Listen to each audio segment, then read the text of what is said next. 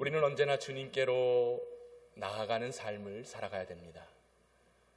우리가 유일하게 행복과 만족을 느낄 수 있는 순간은 주님께로 나아가는 순간입니다.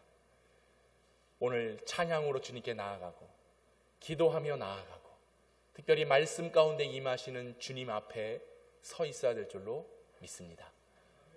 오늘 이 대림절은 우리가 그러므로 다시 오실 주님을 바라보며 주님께 가까이 나아가는 절기가 되어야 돼요. 우리 할렐루야 찬양대 찬양 임마누엘 맞나요 의미? 네. 우리와 영원히 함께 하시겠다라고 하는 임마누엘의 하나님을 찬양했습니다. 하나님의 사랑이 임마누엘로 나타났습니다. 그러니 그 은혜를 깨달으면 주님 내가 무엇이간데 나를 구원하셔 주셨습니까?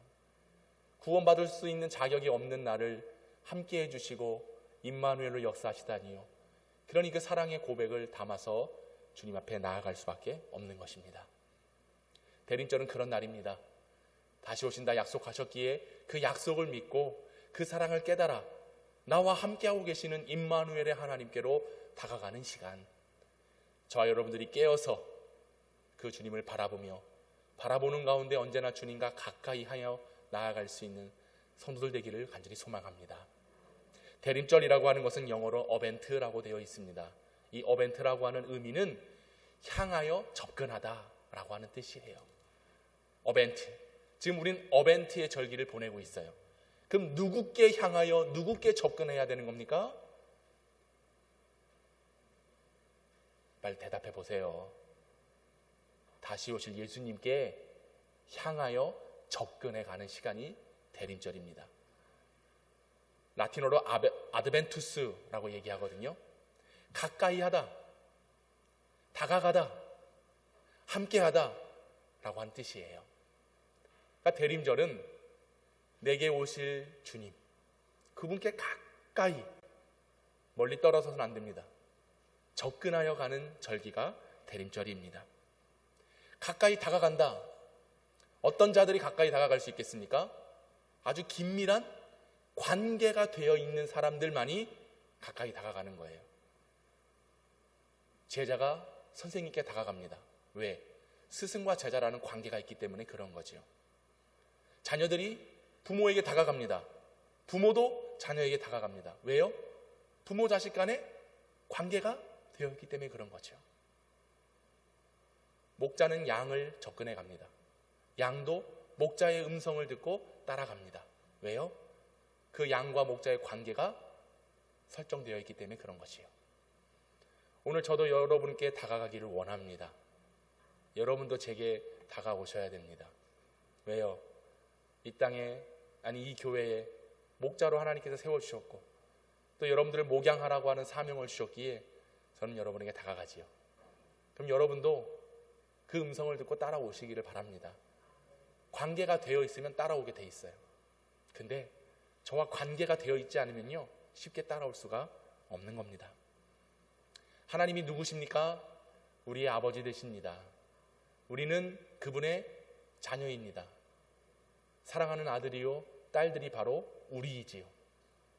하나님은 우리를 자녀로 삼으셨습니다. 그래서 우리는 하나님과 아버지와 자녀된 관계로서 항상 그 아버지께 가까이 해야 되는 거예요. 제 목양실에 오실 때 여러분들이 미리 연락하고 오실 겁니다. 또 와서는 노크를 하죠. 목사님 들어가도 됩니까? 근데 제가 예 들어오십시오 라고 해야지만 들어올 수 있어요. 안 돼요. 들어올 수 없습니다. 제가 오늘 시간이 없습니다. 바쁩니다. 하면요 아무리 여러분들이 저를 보고 싶어 해도 볼 수가 없습니다. 네. 그런데요 제 방의 문을 마음껏 벌컥벌컥 여는 딱 3사람이 있습니다. 누구냐? 저희 큰딸, 둘째 딸, 막내 아들. 얘네들은 저한테 어떤 허락 없어요. 저한테 미리 고지하지 않아요. 아버지 오늘 아버지 방에 들어가려고 하는데 들어가도 됩니까? 라고 전화한 적 한 번도 없어요. 지들 들어오고 싶으면 마음대로 들어옵니다. 들어와서요 제 책상에 있는 사탕, 음료수 마음대로 그냥 지들이 아니죠. 그냥 먹어요. 어떻게 그게 가능합니까? 제가 뭐예요? 아버지죠. 아빠기 때문에 그런 겁니다. 걔네들은 저의 자녀입니다. 그러니 어떤 서스름 없이, 어떤 절차가 없이 제약받지 않고 들어와서 마음껏 행동합니다. 제 컴퓨터도 마음대로 써요. 제 책상에 꽂아져 있는 책들도 와서 막 뒤집니다. 그리고 엄마한테 얘기해요. 엄마, 아빠 비상금이 없는데? 아주 뭐 검사야, 검사. 압수수색의 전문가들입니다. 근데 제가 그 일을 두고도 아무런 말하지 않아요. 왜 그랬어? 이러고 넘어갑니다. 왜요? 걔네들은 제 자녀이기 때문에 그런 거죠. 그게 관계예요, 관계. 다시 물을게요. 하나님은 여러분에게 뭐가 되십니까? 아버지가 되시죠. 하나님은 우리를 향하여 뭐라고 지칭하셨습니까? 자녀라고 지칭하셨습니다. 우리는 언제든 쉽게 하나님께로 다가갈 수 있는 자격이 부여됐어요. 할렐루야. 근데 왜 우리가 하나님을 아버지로 믿고 있으면서도 주님께 다가가는 일, 주님과 함께하는 일을 왜 게을리하거나 소홀히 하거나 어쩌면 먼 관계가 된 것처럼 그렇게 행동하냔 말이죠. 성경에도 보면 여러분 대표적으로 베드로가 그랬습니다. 십자가 지러 가신 예수님 어떻게 따라갔어요? 멀찍이 따라갔어요. 그저 뒷공무니만 따라갔습니다. 영국의 역사학자 아놀드 토인비는 이렇게 얘기했어요. 역사가의 대가로서 역사 이론을 설명할 때에 나라의 흥망성쇠, 어떤 공동체가 잘 되고 흥왕하려면 모두가 함께 힘을 합하여 국가를 세우고 공동체를 세우면 좋겠지만 그렇게 안 된다는 거예요. 그럼 어떻게 가능하냐? 그 안에 소속된 소수에 의해서. 근데 그 소수는 국가와 사회를 위해 적극적으로 공동체를 가까이 하며 유익을 끼치는 자들로서 역사가 이루어진다라고 설명을 하였습니다. 그렇습니다. 나라가 잘 되는 거요. 모든 국민이 한마음 돼서 잘 되면 좋겠지만요. 운영하는 운영자들이 있지요. 앞서 나아가는 자들이 있습니다. 그들이 어떤 마음을 가지고 행하느냐에 따라서 나라의 흥망성쇠가 달려 있어요. 교회도 그렇습니다. 교회도 모든 성도들을 통해서 교회가 아름답게 세워지면 좋겠지만 그 이론으로 본다면 우리 가운데 소수만이 가까이 다가가고 열심을 행하고 노력해서 교회가 세워진다라고 하는 얘기예요. 예를 들어 100명의 성도들이 있다라고 한다면 그 중에 10%라고 합니다. 10명만이 적극적으로 참여해요. 나머지 50%, 50명은 한 발짝, 두 발짝, 세 발짝 멀리 떨어져서 관망한다는 점. 잘 하겠지 뭐, 잘 되겠지 이러고 마는 거예요. 그리고 40%는 관심이 없어요. 근데 일주일에 한 번 나와. 그것만 해. 일주일에 나와서 한 번만 예배 드리는 40%. 가까이 있는 듯 하나 멀리 있는 50%. 단 10%만이 100명 중에 10명만이 열심을 다해서 그들로 교회가 세워진다라고 하는 거죠. 그래서 되겠냔 말입니까? 그래도 될까요? 저는 여러분들이 그 10% 안에 들어오기를 원합니다. 뭐 지금 저랑 싸우겠다는 거예요 지금? 왜 아무도 대답을 안 해요? 여러분 모두가 그 10% 안에 들어오기를 원합니다. 적극적인 자들이 필요해요. 가까이 하는 자들이 필요해요. 멀찍이 떨어져서는 결국 후에 눈물만 흘리게 되는 겁니다. 교회를 가까이 하는 성도들 돼야 되는 것이죠. 그런 열망이 있어야 돼요. 교회를 향하여도 그렇고 여러분의 신앙도 그렇고 다시 오실 예수님을 기다리는 대림절도 제대로 기다리고 계신지 모르겠어요. 주님 오심을 기다리는 것도 10%만 속해도 되겠습니까? 안 되지요. 여기 있는 우리 모두, 이 땅에 부름받은 모든 성도들은 모두 다 주님을 기다려야 하는 것입니다. 그러려면 우리의 반응, 어떤 모습이 필요하겠습니까? 오늘 본문에서는 딱 한 가지를 얘기해요. 그게 뭐냐? 가까이 오라는 거예요. 오라. 오늘 본문 1절과 2절을 같이 한번 읽어볼까요? 시작. 오라 너희 모든 목마른 자들아 물로 나아오라. 돈 없는 자도 오라. 너희는 와서 사 먹되 돈 없이 값 없이 와서 포도주와 젖을 사라. 너희가 어찌하여 양식이 아닌 것을 위하여 은을 달아주며 배부르게 하지 못할 것을 위하여 수고하느냐. 내게 듣고 들을지어다. 그리하면 너희가 좋은 것을 먹을 것이며 너희의 자신들이 기름진 것으로 즐거움을 얻으리라. 아멘. 주님의 요청입니다. 오라는 거예요. 돈 없어도 값을 치르지 않아도 와서 먹으라, 마시라 말씀하고 있습니다. 주님께 가까이 다가가는 거요, 돈 안 드는 일이에요. 돈 안 들어요. 돈 안 드는 일인데도 우리 모습 어떻습니까? 멀찍이, 때로는 멀리 갔더니 돌아올 생각을 안 해요. 10%가 뭡니까? 5%도 안 되는 것 같아요. 다 관망하며 방관자로 그저 내가 한번 나오면 됐지, 아니라는 겁니다. 하나님은 우리에게 오라 말씀하고 계세요. 값 없이 돈 안 받을 테니까 와라, 오기만 해라. 그럼 우리의 인생이 얼마나 목마릅니까? 오늘 본문에도 말하고 있잖아요. 양식이 아닌 것을 위해서 은을 달아준다. 이 말은 뭐겠습니까? 먹지 못하는 건데 거기에 돈을 지불한다는 얘기예요. 세상에서 유익된 게 하나도 없어요. 그런데 세상에서 우리는 살아가는 겁니다. 거기에 뭔가 있을 것처럼 착각을 하지만 여러분, 착각하지 마세요. 아무리 투자하고 아무리 값을 치른다고 해도 그것은 우리에게 영원한 만족을 주지 못합니다. 오직 주님께로 가까이 나올 때만이 목마름에 해가람이 있는 것이고 굶주림에 배부르게 되는 은혜가 오직 하나님께 있다라고 하는 거예요. 그것을 깨닫는 자들은 주님께 나오지요. 근데 여전히 그것을 깨닫지 못하면 나올 수 없는 거예요. 목마른 자들아 오라, 와서 먹어라, 사라. 그리고 뭐라고 말씀하십니까? 그리하면 좋은 것을 먹을 것이며 기름진 것으로 즐거움을 얻을 것이다. 오기만 하면 먹게 해주신다잖아요. 주님께 나오기만 하면 즐거움을 주신다잖아요. 세상의 즐거움이 아무리 많이 있다 할지라도 영의 구원의 즐거움만큼 좋은 것은 없습니다. 하나님께서 주시는 것이 최고의 복입니다. 그러므로 주님께서 말씀하실 때 오라 하면 나아가야 되는 것이죠.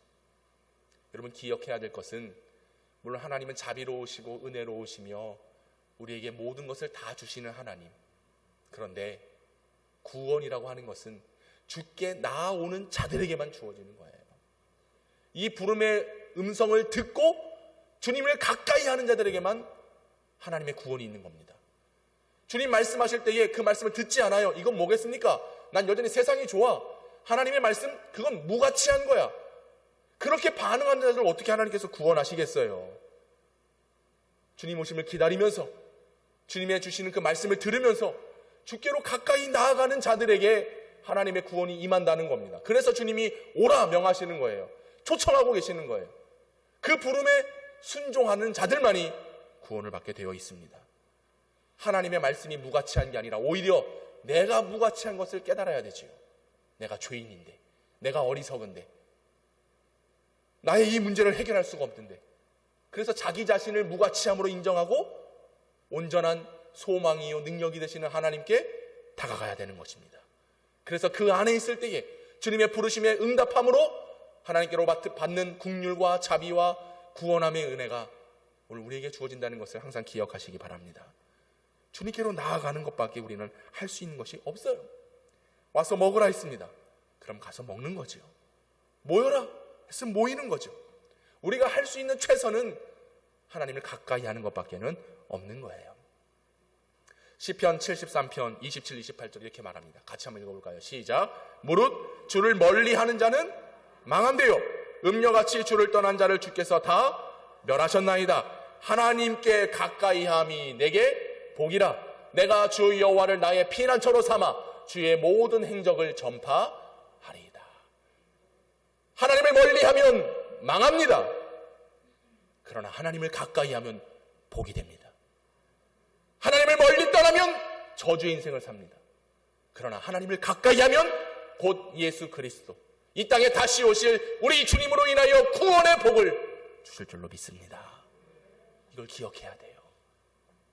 주님이 오라 말씀하세요. 돈 없는 자도 값없이 와라. 그럼 우리의 반응은 언제나 주님을 가까이 하는 것입니다. 오늘 본문 6절에도 말씀하고 있습니다. 너희는 여호와를 만날 만한 때에 찾으라. 가까이 계실 때에 그를 부르라. 주님을 찾고 계십니까? 주님께 부르짖고 계십니까? 가까이함이 복이라고 그랬습니다. 만날 만한 때에 찾으라. 가까이 계실 때에 부르라. 오늘 이 말씀은 공간적인 의미가 아니에요. 어느 이 본당에 와서 주님 어디 계세요? 찾는, 주님 제가 왔어요 부르짖는 이런 개념이 아닙니다. 뭐냐? 가까이 계실 때에, 만날 만한 때에 여기에 집중해 보십시오. 무엇을 의미합니까? 하나님께서 곤고와 시리와 절망에 빠져있는 백성들에게 곧 너희에게 메시아를 주겠다, 약속을 주겠다, 너희를 구원하겠다, 이 말씀이에요. 오늘 우리로 본다면 여호와를 만날 때에, 곧 다시 오실 그리스도를 만날 만한 때, 가까이 계시는 그날 주님의 재림이 점점점 우리를 향하여 다가오고 있다라고 하는 말씀입니다. 메시아를 주시겠다라고 하는 그 약속이 성취될 날이 멀지 않았다는 것을 보여주고 있는 거예요. 그날이 현재가 우리가 살아가고 있는 이 날들입니다. 종말 때입니다. 말세입니다. 이 날에 우리가 취할 태도는 뭐예요? 주님을 찾는 것밖에 없다는 거예요. 주님께 부르짖는 것밖에 없다는 거예요. 왜? 점점 그 날이 강도같이 임하고 있기 때문에 그렇습니다. 이 대림절 주님을 찾으시기 바랍니다. 부르짖기를 바랍니다. 그럼 마태복음 7장에 보면 어떤 말씀이 있습니까? 구하라 그리하면 주실 것이요. 또 뭐예요? 찾으라 찾을 것이요. 문을 두드리라 그리하면 열릴 것이다. 우리는 이 말씀 보면서 하나님 제가 기도 열심히 해서 구합니다. 두드립니다. 찾습니다. 내가 원하는 바를 응답하여 이루어 주시옵소서. 할렐루야. 우리 이렇게 기도 잘하잖아요. 근데 예수님께서 구하라 찾으라 두드리라 이 말씀을 하시는 것은 너희가 원하는 건 얻기 위하여 구하고 찾고 두드리는 것이 아니라 이 기도를 통해서 누구를 알아야 되느냐? 하늘에 계신 너희의 아버지께서 아들에게 좋은 것을, 자녀에게 좋은 것을 주시지 않겠느냐? 믿으십니까? 이걸 알게 하시기 위해서 찾으라, 두드리라, 구하라 말씀하시는 거예요. 왜? 우리가 구할 것은 오직 예수 그리스도거든요. 우리가 찾아야 될 대상은 오직 예수님이시거든요. 두드리는 것은 구원의 문밖에 없는 거거든요. 그때에 하늘에 계신 아버지께서, 그 아버지가 누구의 아버지예요? 나의 아버지예요. 우리 아버지예요. 지금도 살아계셔서 우리의 예배를 받아 주시는 하나님 아버지. 그러니까 우리가 기도하면, 주님을 찾으면, 주님께 울부짖으면 좋으신 하나님께서, 그 아버지께서 우리에게 좋은 것을 주시는데, 그 주심의 응답은 바로 예수 그리스도입니다.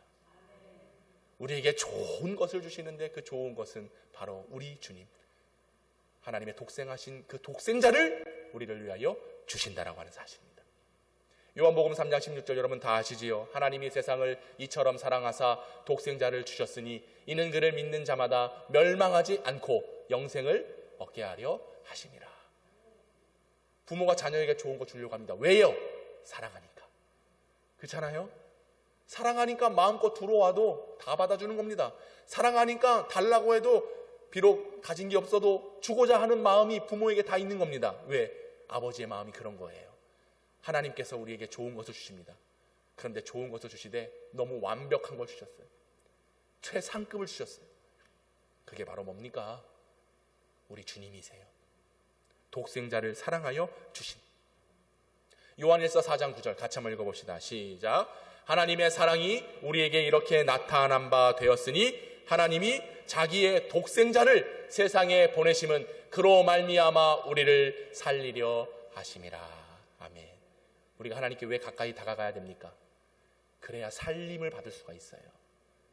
주님을 찾고 주님께 부르짖을 때에 예수 그리스도 곧 독생자를 통하여 우리를 살리시기 때문에 우리는 주님께 가까이 나아가야 하는 것입니다.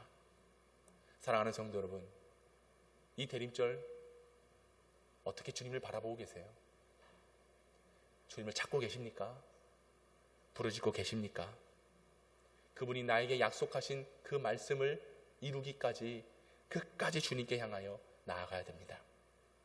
오늘 본문 3절에도 나아가서 뭘 해야 되느냐 말씀하세요. 너희는 귀를 기울이고 내게로 나와 들으라. 그리하면 너희의 영혼이 살리라. 내가 너희를 위하여 영원한 언약을 맺으리니 곧 다윗에게 허락한 확실한 은혜이니라. 할렐루야. 주님께 나와서 하나님의 말씀, 오늘 이 시간이죠. 이 말씀을 들을 때에, 또 매일매일 주시는 영의 말씀을 먹고 들을 때에 너희가 살리라, 너희 영혼이 일어나리라, 회복되리라, 치유되리라, 주의 권능으로 역사하리라, 너희의 모든 믿음을 통하여 반드시 구원을 얻으리라, 이 말씀이 선포되는 것입니다. 이 언약을 이미 다윗과 맺으셨어요. 거룩한 말씀으로 이루어 가십니다. 다윗과 맺으신 언약이 뭐냐? 사무엘하 7장 13절 14절인데 너무 중요한 말씀이에요. 같이 한번 읽어봅시다. 시작. 그는 내 이름을 위하여 집을 건축할 것이요 나는 그의 나라 왕위를 영원히 견고하게 하리라. 나는, 다시 한번요, 나는, 시작, 나는 그에게 아버지가 되고 그는 내게 아들이 되리니 그가 만일 죄를 범하면 내가 사람의 매와 인생의 채찍으로 징계하려니와. 아멘. 다윗과 맺은 언약이 뭐냐? 나는 너희의 아버지가 되겠다. 너는 나의 자녀. 이게 약속입니다. 이 약속의 말씀을 오늘 이 시간 우리가 나와서 들어야 되는 거예요. 하나님께 나아갈 수 있는 자격은 아무에게나 주어지지 않습니다. 자녀가 된 우리에게만 주어지는 겁니다. 곧 이 약속을 믿는 자들이 하나님이 나의 아버지십니다, 하나님은 우리를 향하여 너는 나의 자녀다 라고 하는 관계 설정이 딱 되어 있을 때에 주님께 가까이 나아갈 수가 있어요. 바로 이것이 구원의 길인 줄로 믿습니다. 하나님이 우리를 향하여 자녀라 칭하셨습니다. 영접하는 자, 곧 그 이름을 믿는 자들에게는 하나님의 자녀가 되는 권세가 우리에게 주어졌습니다. 이 약속의 말씀을 들으면 우리는 나아갈 수밖에 없어요. 십자가로 가까이, 말씀으로 가까이, 주의 은혜로 가까이, 영평교회로 가까이. 그래야 내가 살기 때문에, 그래야 내가 생명을 얻기 때문에 반응이 나오는 거죠. 대림절을 보내고 있습니다. 어벤트, 점점 가까이 향하여 접근해가는 시간이에요. 누구에게? 우리 예수님에게. 그러려면 가까이 나아오십시오. 이곳에 와서 하나님의 말씀을 들으십시오. 오늘 본문의 말씀은 이스라엘 백성들에게 네가 나아오기만 하면 너희에게 영화를 줄 거야, 너희가 나아오기만 하면 너희에게 평안과 평강을 덧입혀 줄 거야, 하나님께서 약속하시는 거예요. 영화와 평강. 뭐예요? 뭐예요? 영화와 평강 합치면, 야, 이거 눈치들이 이렇게 없어요 진짜. 그러니 내가 설교를 끝낼 수가 없잖아. 자, 못 듣는 걸로 하시고, 하나님께서 이스라엘 백성들과 오늘 이 말씀을 듣는 저와 여러분에게 영화와 평강을 주시겠다라고 약속하셨습니다. 그게 뭐예요? 영평. 어쩜 그렇게 역시 깨어있는 성도들은 다릅니다. 그럼 어디로 와야 돼요? 영화와 평강이 주어지는 영평으로 오는 거예요. 바로 이곳이 여러분들이 살리심을 받게 되는 거룩한 처소가 될 것입니다. 이곳에서 주님을 기다리면 다시 오실 주님은 반드시 교회를 통하여 임하실 것인데 그 주님 만나게 될 줄로 믿습니다. 가까이 나아오십시오. 거기에 생명이 있습니다. 기도합시다.